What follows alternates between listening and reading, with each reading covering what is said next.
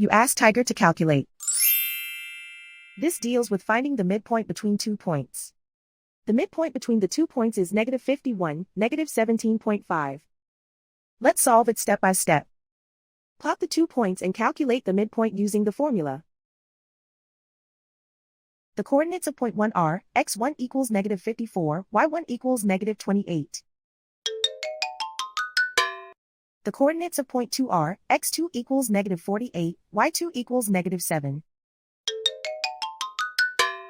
PM represents the midpoint of the 2 points.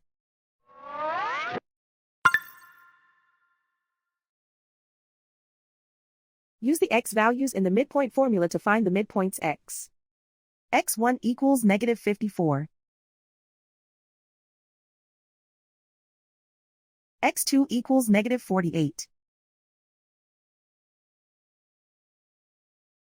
Simplify the arithmetic.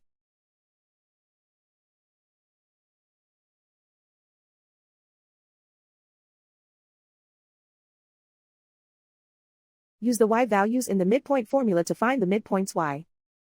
y1 equals -28. y2 equals -7. Simplify the arithmetic.